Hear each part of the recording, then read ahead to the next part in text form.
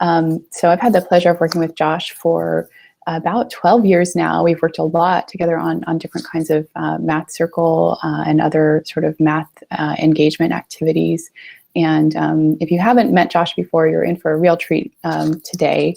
So Josh is the co-founder of Math Teacher Circles.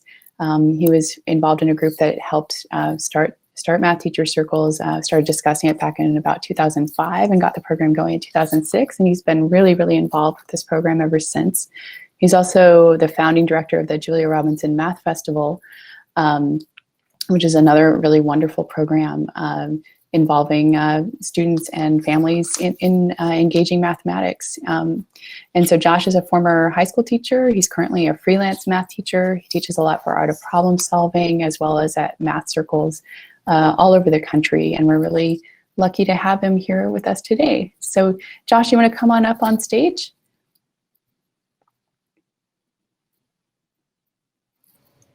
All right. Thanks for that introduction. And yeah. All right, so I will be able to help out with anything you need as far as transitioning between this and table mode and things like that. So just let me know. And I'm going to go off stage now. Great, thanks.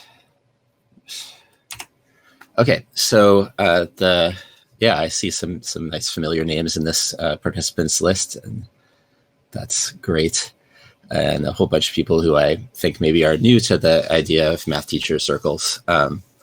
Hopefully you've seen a little bit about us, or maybe you watched one of the videos of our past sessions or something like that. I think that there's a lot of good stuff that we have up through the mathteachercircle.org website. In the interest of time here, I'm going to skip through a lot of the preliminaries and try to get down to the business of actually doing some engaging math together, along with a little bit of reflection on what strategies we're developing along the way as we do some mathematics. But one of the things I want to emphasize here is that most of my favorite problems go back to the motto that I learned from Arnold Ross of Ohio State, way back 35 years ago or so, which was think deeply of simple things. So as you can see from my title here, we're talking about 2 = 1 + 1, which is pretty good beginner level stuff that you can address with very young students. And yet there are problems here that have taken me days, or in some cases years, to finally get to the bottom of, and it all comes down to simple addition.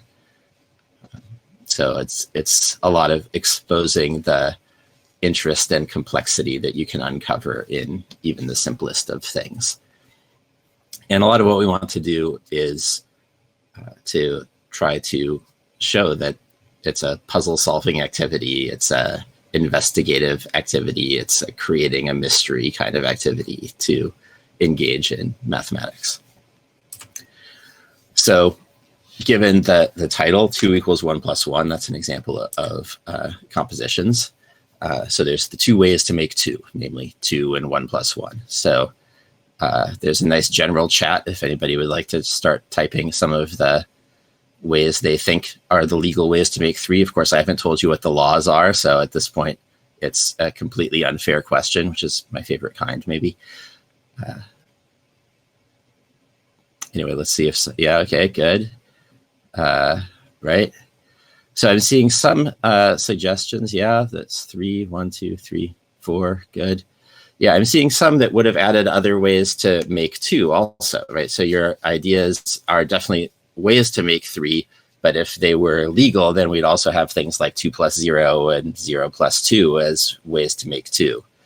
Yeah, right. So there's all these illegal ways also, and we can have a lot of fun dissecting all the illegality and sharing in those.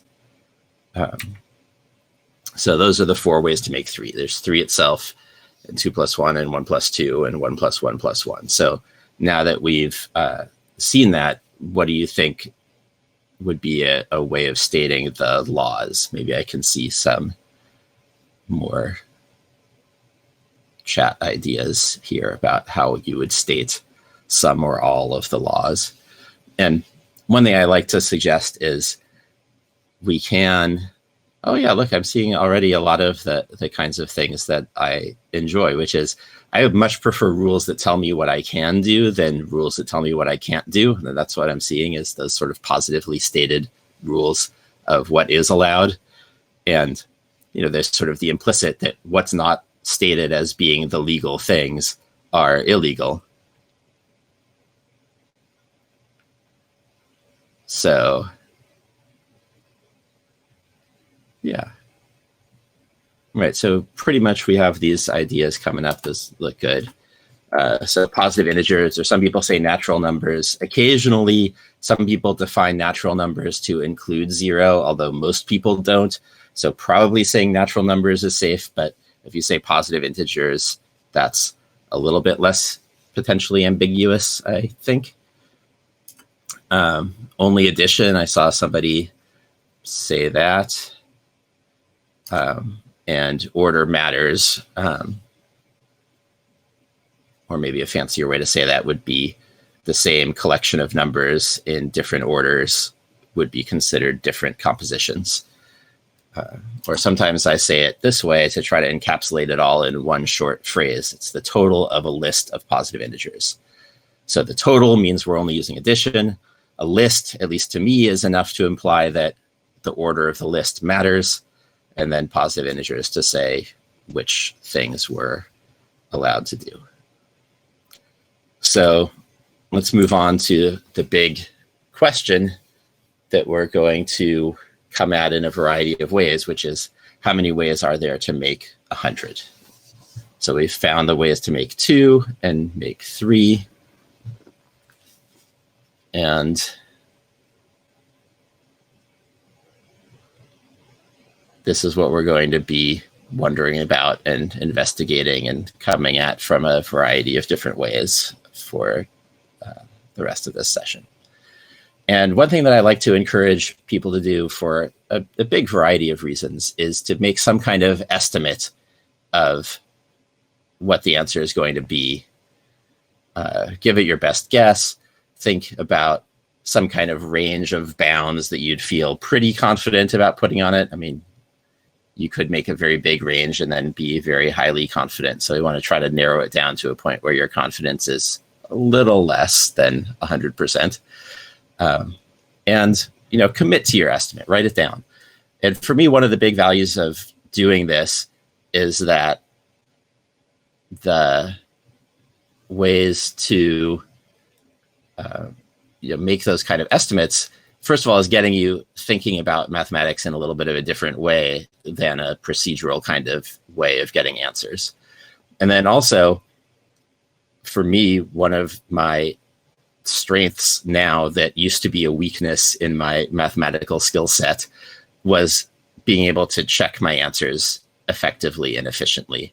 And one of my big tools in getting better at checking my own work and noticing my own mistakes and catching my own errors is to fix those mistakes and catch them much more quickly. And one of the ways I do that is by always estimating if it's a numerical answer or thinking about what the form of the answer should look like if it's an algebraic kind of thing. And doing that kind of thing, having some kind of idea in mind of what I think it ought to look like really helps to check the answers, or occasionally to show that my intuition about what the answer should be or what it should look like is wrong. And so either way, I'm learning something. I'm getting some good answer checking, or I'm getting some better building of my new intuition. So asking questions like this is something that I often do when we're embarking on some kind of problem. And get people to commit, put it in writing. Write down your estimate so that you actually can look back on it at the end and give it a check. Okay, so the question is how many ways to make 100? For some people, it could be a hard problem. For some people, it could be somewhat easier. Depends on what your background skills and knowledge are that you have coming into it.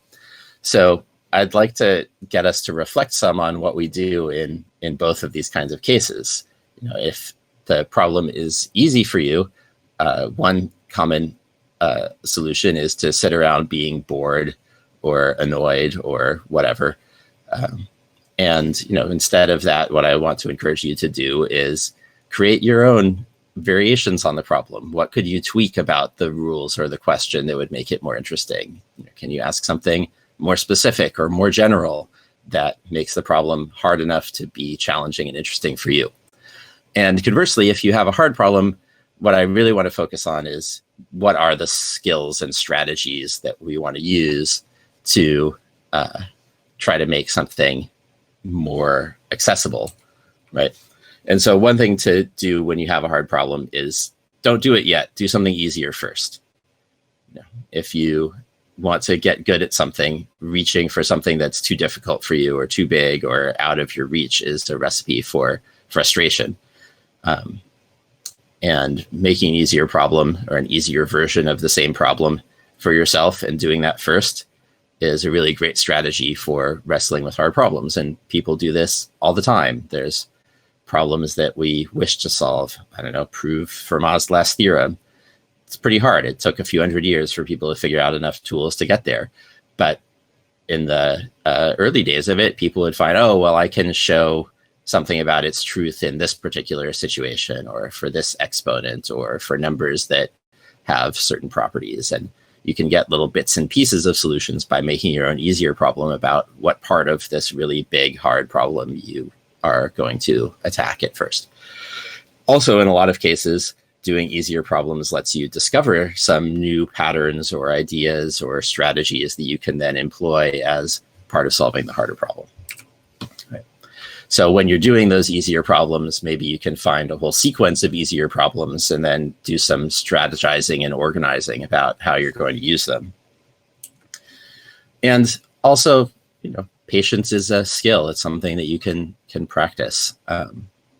I think there's the kind of patience of staring at the problem and not getting anywhere and being okay with that for a little while. That's okay. The better kind of patience is the patience to try something, make something easier, make a variation of the problem, make something that feels more accessible or fun for you, and engaging yourself in that as a way of slowly and patiently stalking the solution to the harder problem. Okay, so one idea of way to make easier problems is to turn down the number 100 to something much smaller and simpler, like finding the number of ways to make 4.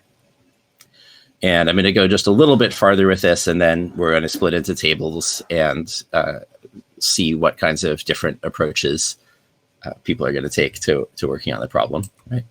So I think a lot of people feel like they already know some kind of list of easier problem solutions of how many ways are there to make 4.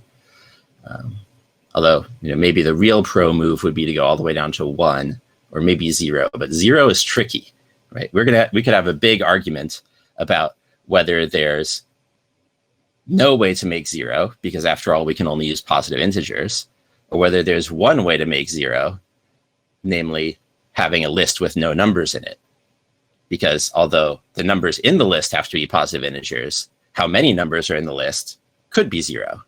And so maybe 0 is the total of a list of positive integers, namely the list of no integers. So things with 0 get really subtle, right? Like it's complicated. So maybe stick with 1 for a little bit of simplicity. And we've already seen 2 and we've seen 3, so we'll go to 4. Yeah, so it seems like a lot of people are saying they've investigated this already, which is great. That's a good strategy. So that's a great way to go.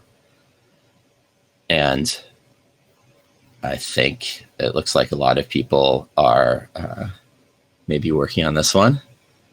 Okay, that's good.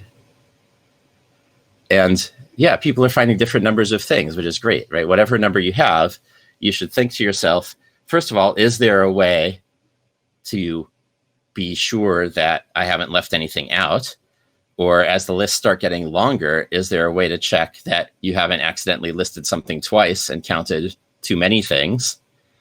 So those kinds of things of checking are things that are going to encourage us toward finding different ways of organizing, right? So you need to have some kind of way of knowing that your list is complete, that you haven't left anything out because you've done it in some kind of organized fashion so that you're sure you've got all of them. And how do you know your list doesn't have any duplicates? When it's 8 things, you just look at them and you see that they're all different. But if the list gets much longer, you might need some other strategy to make sure that you're organizing it well enough to not put the same thing on there in 2 different places and accidentally count it twice. Okay, so here's the 8 legal ways to make 4. So we need to have some list of positive integers whose total is 4. So the list could be just 4 itself, or it could be 3 plus 1, or 2 plus 2, or 1 plus 3, or it could be 2 plus 1 plus 1, or 3 different orderings of that collection of numbers, or it could be all ones, right? So, according to the rules that we have here, that's what we've got going, is these 8 ways are the legal ways, and all the other ideas you can have about how to make 4 are ways that are against the law in this current particular problem.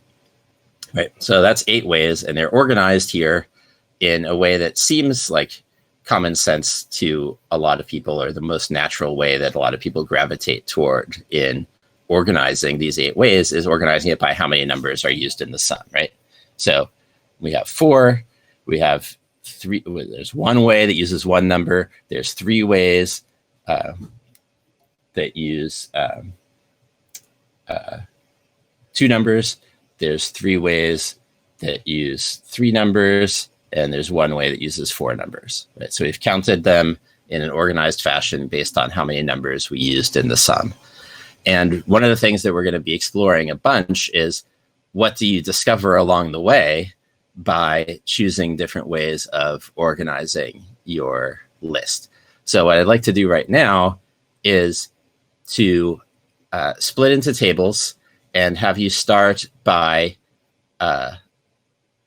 thinking about what are different ways you can organize lists like these. Like if you had all the ways to make 100, which would be a very large list, and you wanted to start organizing them in different ways, you could organize them in this way. We'd have 100, and then we'd have 99 plus 1, and 98 plus 2, and 97 plus 3, and a big long list of those. And then we'd have an even longer list of all the ways to make 100 using 3 numbers, and so on. So that's one way to organize it, but I'd like to find 5 or 10 or more different ways of organizing it. Okay, so I saw a lot of great discoveries. I saw a lot of people uncovering some patterns and now starting to wonder about why those patterns are happening the way they are. And there's a lot of really interesting stuff going on there. Most people, it seemed like, we're continuing to explore the exploration of how many parts. That's what people who study compositions like this for a living call the numbers that we're adding up to make whatever are called parts. I hear a lot of people using the term addends, or you could say terms, or you could say numbers in the list. These are all perfectly valid ways to talk about them. Parts is a nice short word for it.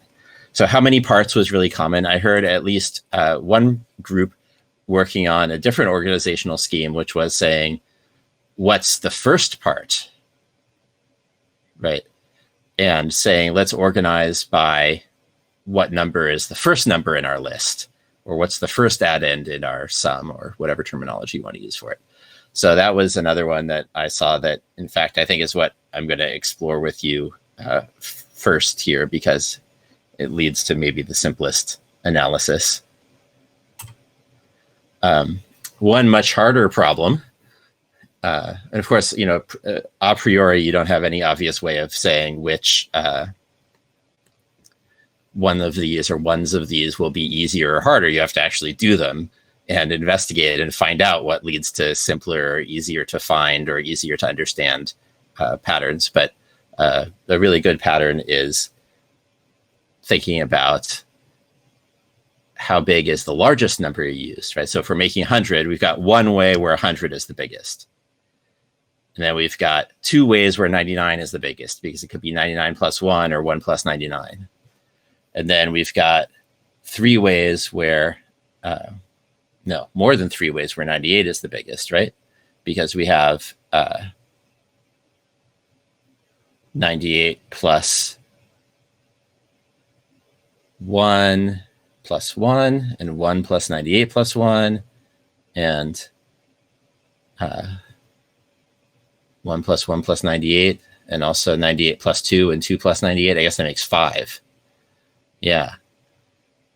So that's interesting. And then how does that pattern continue? Like, how many ways are there where 97 is the biggest, and so on? And that also seems to get trickier once we get down past about 51 or 50, maybe, because up until then, our biggest number kind of automatically excludes using any other larger numbers. But if we say our largest number is 40, not only do we have to use a 40, but we also have to make sure we don't use any of the other bigger numbers. Ooh, that gets interesting. Okay, maybe we'll have time to investigate that a little bit. You could use the size of the smallest number you use. Like, what are all the ways where the smallest number is 100? Well, there's 1 way. How about if the smallest number is 99? Well, that's impossible. 0 ways. Hey, this is going to be easy for a while, right? How many ways are there where the smallest number is 51? There's no ways, because if you use 51, you have to add some other smaller numbers. Now we get to 50. Finally, there's 1 way when the smallest number is 50 again, so we can have 50 plus 50. But this is probably going to get pretty hard after a while when the smallest number is kind of small. So that's intriguing. You can organize by how many ones are in the sum, or how many different numbers you use. Ooh, that's hard. You could do the flip side of how many ones are used. You could use how many, let's say big numbers are used, where the big numbers maybe you could define as just anything bigger than 1, we'll call big. Right? And there's endlessly more ideas, and you can keep making interesting discoveries for years by looking at different ways of organizing this. And if that's not enough, then you start to make other really wacky variations of the problem. Like, one that I came across in studying this was somebody said, what if we had 2 different kinds of ones? Let's say there's blue ones and red ones. So now there's a whole bunch of ways to make, let's say 2, because we can use 2, or we could do blue 1 plus blue 1, or blue 1 plus red 1, or red 1 plus blue 1, or red 1 plus red 1. I guess there's 5 ways to make 2 now. So that's kind of crazy. And, how did somebody come up with the idea of what if ones come in 2 different colors, and why only the ones, and why does this really cool pattern come out of investigating that? So anyway, lots of places you can keep going with these sorts of problems. But I'm going to go first with the idea that one of the tables had of organizing by what the first number is in your list. Just because I happen to feel from experience with this problem that leads to the simplest set of ideas. I think this may be what one of the tables was coming up with, that they were starting to explain about their recursion. So if we're trying to make 1, start with the easiest problem there is, get a lot of data for your pattern much more quickly by doing much easier problems. Right? Don't struggle too much with 100 or even 10 when you can really quickly get the answer for 1. Well, there's 1 way where the first part is 1, and that's it. We could have, for 2, we have 2 ways. One of them starts with 1, one of them starts with 2. All right. With 3, we had our ways already listed before. There's 2 of them that start with 1, 1 that starts with 2, and 1 that starts with 3. Okay. For 4, if you look at the organization again, you'll find there's 4 that start with 1, and 2 that start with 2, and 1 that starts with 3, and 1 that starts with 4. So we could start to make a table. So here the top row is saying what's the first number, and this is saying what's the sum. So if the sum is 4, we can do it 4 ways where the first number is a 1, and 2 ways where the first number is a 2, and 1 way where the first number is a 3, and 1 way where the first number is a 4. So if you look at how this is organized, well, there's some idea of patterns, but if you start talking about patterns of doubling or halving, you start to get ideas like, there should be half a way to make this, and that doesn't really make any sense. And, so if you focus a lot on the doubling here, it looks like there's some failure in doubling or halving in certain places, but maybe other places it starts to work. So, take some further thought to figure out what's going on. So we can continue our strategy of working on easier problems by looking at 5. And 5 now has 5 subproblems. How many start with 1? How many start with 2? How many start with 3? How many start with 4? How many start with 5? I don't think it's a good idea to start with the hardest, which is how many start with 1, because there's going to be a lot of those, right? Start with the easiest, which is how many start with 5. Okay. Right. There's only one way to start with 5. There's just 5 itself, and that's it. There's only one way that starts with 5. Okay, how many start with 4 and why?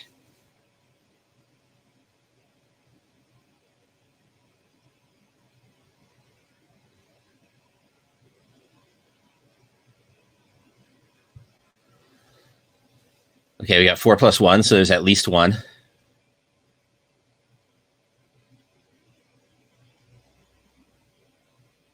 There's only 1, you say?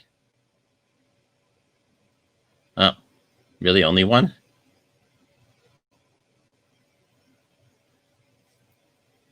This sort of reminds me of the old joke about the statistician, the mathematician, and the logician who are riding the train up to Scotland, and they look out the window, and the statistician says, "There are black sheep in Scotland," and the mathematician says, "There's at least one black sheep in Scotland." And the logician said, "There's at least one sheep in Scotland, black on at least one side." Right. So if we're going to say that this is the only one, I'm curious about why is it the only one? Right. Yeah, we're starting with 4. We're not counting the ways that use 4 as the biggest number. Yeah, we're partitioning 5 or making compositions of 5 that start with 4. Okay, so there's only 4 plus 1. I think we're all kind of convinced on that. I'm not sure I've really seen a convincing why answer yet. But maybe if we just go on a little bit more. I'm not sure that we're answering the why question. I'm giving you a big hint here. So we're trying to make 5, and we're starting with 3.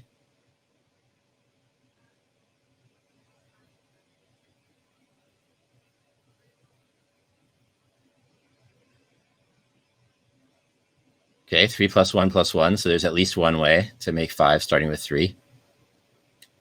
There's 3 plus 2 also.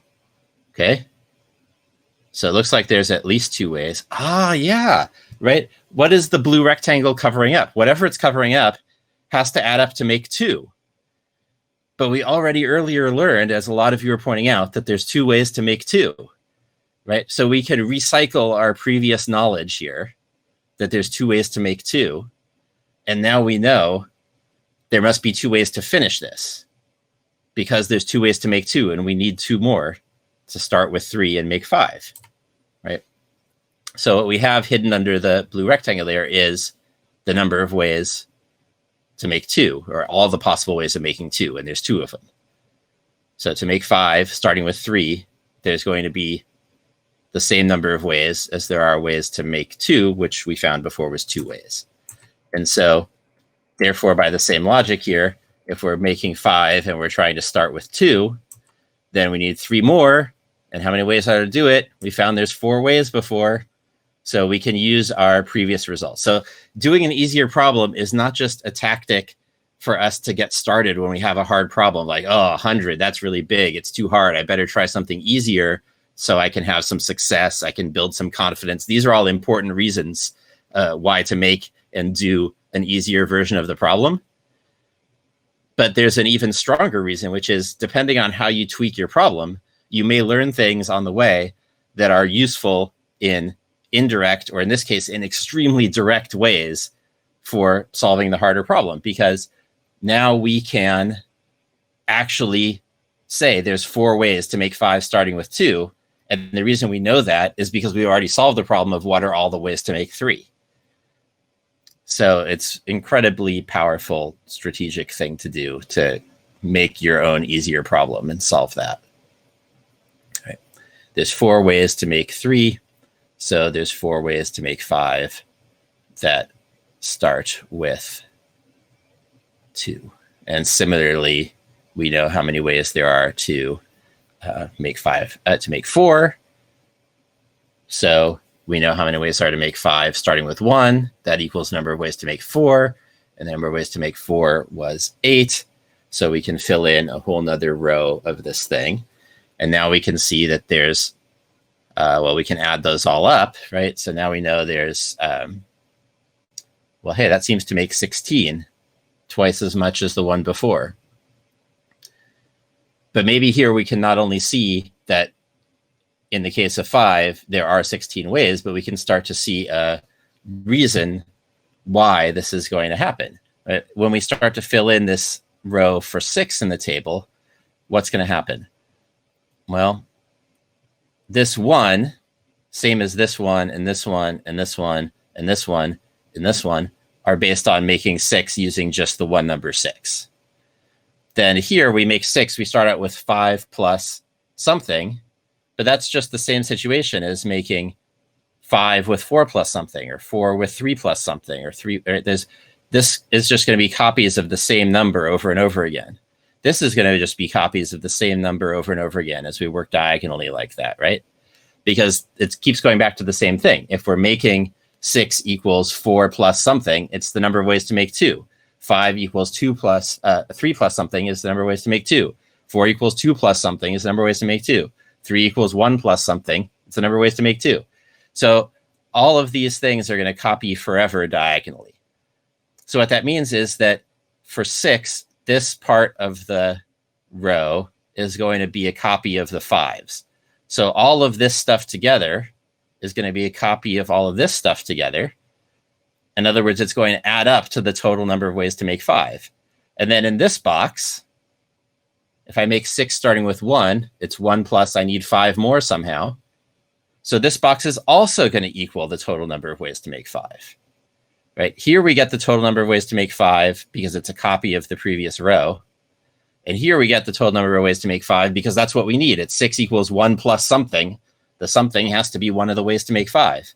So we get a doubling of the previous row for that exact reason. Right. So, for those of you with fancier notational ways of the same thing, I would encourage you to look for how would you explain what you're thinking there is to a 9-year-old who's working on this problem and see what you can come up with.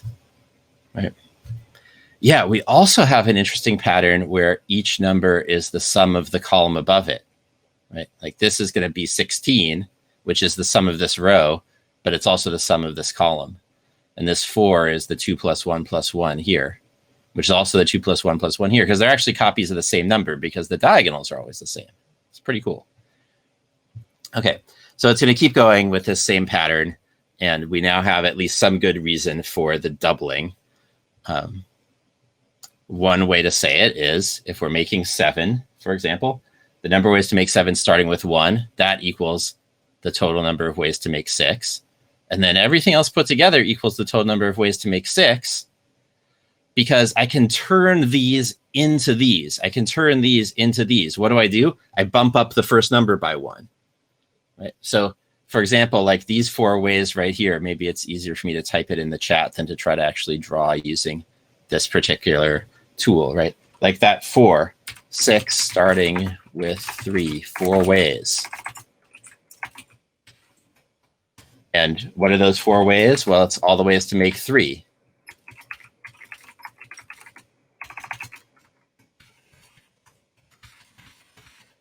Okay, so we have those ways. Now, what if we want to take those 4 ways right here and go to the 4 ways here of 7 starting with 4? Well, all we need to do is bump up the first number from a 3 to a 4, and we have transmuted these 4 things directly into these.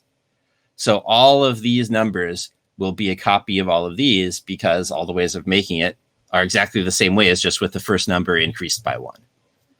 And then this number will equal the sum of all of them because I do 1 plus, and then I put any of the total number of ways to make 6. So this number equals the sum of all of them.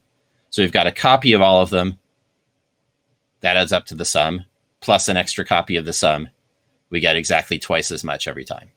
So this is one explanation of that beautiful 2 to the 99 answer that a bunch of people were coming up with, right? So let's see that in practice, right? 2 to the 99 is about 633 octillion or so. I ran out of fingers, but I got there eventually. So we've got a bunch of strategies that we've used here, and I think the easier problem and the recycling are really great, and so is the organizing. But one thing that I really want to emphasize is we've now solved the problem, right? The problem, as stated by me at the beginning, was how many ways are there to make 100? And we could stop here and be satisfied and go on with our lives. But I think it's much more mathematically exciting and interesting and much more close to what it's like to be a mathematician if you don't stop, but you go on to the next phases. If you read George Polya's famous work on problem solving, he has a looking back section at the end. And part of it is about learning from your process, and part of it is about checking your work.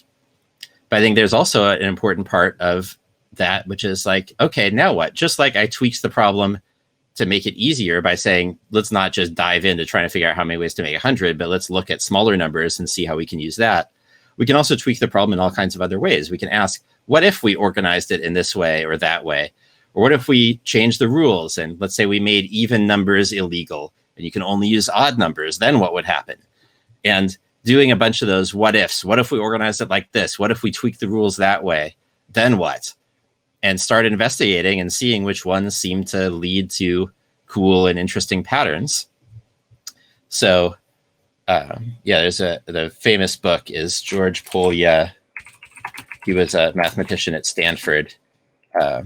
And How to Solve It is the most famous sort of introductory book. But he writes lots of great stuff about how to think mathematically. And he also has a really famous and amazing video about the question of if you have space and you start slicing through it with infinite planes, how many pieces can you divide space into with 1, 2, 3, 4, whatever planes, right? And the beautiful thing about that problem is that just like our problem, it starts out 1, 2, 4, 8, but then the next result is not 16. So the whole like, oh, it goes 1, 2, 4, 8, it must be a doubling pattern, right? There's all kinds of famous problems. I have a personal favorite about cutting up circles into pieces where it goes 1, 2, 4, 8, 16, 31, and so on, right? Yeah, okay, Melissa, you're anticipating where we're headed for sure. Because what I want to go to next is the idea that most people were working on. No, it's great. That's beautiful. Exactly what path I wanted to head down. That's where a lot of people were working towards earlier was the question of what if you organize it by how many parts, right? That was like the big question. Like to make 2, there's one way to do it with one part, namely 2 itself. That explains the one that's right here. And then this one is saying there's one way to make 2 with 2 parts, namely 1 plus 1. Okay. And, people collected a bunch more data about that. And, we got the 1, 1, 1, 1, 2, 1, 1, 3, 3, 1. My advice to you is at 1, 3, 3, 1, you're allowed to get a little bit suspicious about it being Pascal's triangle, but you have to wait for the 1, 4, 6, 4, 1 before you start to feel fairly confident that it's Pascal's triangle. And then there's still, of course, always the question of why, right? We prove things in math for a couple of reasons. One is so that we're sure it's actually correct. But, let's face it, if you are starting to work on this problem, you see 1, 2, 4, 8, 16, 32, 64, it doesn't take a lot of convincing to convince you that it's almost certain that it really continues being a doubling pattern, right? At some point, you've got enough data that you're pretty sold on the idea. And, there's always things that come up that are exceptions to this. But, the famous n squared minus n plus 41 is prime question. Go ahead, try it for a bunch of values of n, and you'll get a lot of prime numbers. But is it always prime? Well, it seems like it for a while. Anyway, so the point is, like most of these patterns, you get really convinced. And the idea that we prove things to be certain they're true is a part of the reason and occasionally important. But it's not really a great way to sell it, I think. Because at least for me, it's not even the main reason why I care about proofs. Like I remember starting to learn about non-Euclidean geometry, and people would say, well, non-Euclidean geometry, parallel lines behave differently, and the angles of a triangle don't add up to 180 degrees anymore. And one day, kind of embarrassingly long after I started learning that stuff, probably even after the non-Euclidean geometry class I took in college, I think by quite a few more years, I suddenly realized, wait a minute, the way we prove that the angles of a triangle add up to 180 is because what we do is we draw a parallel line through one vertex of the triangle, and then we use some properties of parallel lines to say, oh, these angles equal the angles of the triangle, and they add up to a straight angle. And suddenly, whoa, the fact that we have this proof of why the angles of a triangle in ordinary geometry add up to 180 degrees tells me why messing with stuff about parallel lines and messing with the sum of the angles of a triangle go hand in hand together. And that started to tell me a lot more about why we do proofs. It's to show what ideas are connected to what other ideas. So we can start making this pattern. Pascal's triangle, most people don't write it this way because they like to emphasize the symmetry by centering things. But then these nice columns become diagonals instead. And I don't know. Everybody has their own preferences. I do love the symmetry of Pascal's triangle, but I think it's a little bit overrated that we always write it that way instead of this way, right? So, what's the Pascal's triangle rule? It says that you take the two numbers in the row above and we add them up to find the number in the next row. That's the definitional Pascal's triangle rule. I mean, there's also other things that are true about Pascal's triangle, like in terms of number of ways of choosing things and so on. But if we want to go back to what defines the pattern, let's say each number is the sum of two numbers in the row above it, and if we go off into the corner here, we're talking about summing a non-existent number over here, which we'll pretend is 0. And if we're going here, same thing, we're summing these two numbers, and 1 plus nothing makes 1. So what we really like to do is look at where this 6 comes from. Like, why should it be the case that the number of ways to make 5 with 3 parts equals the sum of these two ways of making 4? And Melissa was hitting on exactly the idea that there's, if we make 4 with 2 numbers, it's easy to turn that into 5 with 3 numbers. What we do is we stick a +1 on the end, right? But then what about the other 3 ways of making 4? How do they turn into 5? So it looks like this. We have these 3 ways of making 4 with 2 parts. And then we stick a +1 on the end, and we get ways of making 5 with 3 parts. But what we're also saying is there's supposed to be 3 more ways here, and somehow they're supposed to be corresponding to the 3 ways of making 4 that already have 3 parts. So we can't stick a +1 on anymore, because then we'd have 4 parts. And we're trying to count the number of ways of making 5 with 3 parts, right? So what we're doing is we are, we are trying to, whoa. Right, we're trying to see why back in Pascal's triangle, that 3 plus 3 really does add up to the 6. Okay. So here's the 3 in the 4 row. Here's the other 3 in the 4 row. Here's going to be the ones in the 5 row that are those 6 ways. Okay, well, there are really 3 more, and we need to figure out why they should correspond to these other ones. And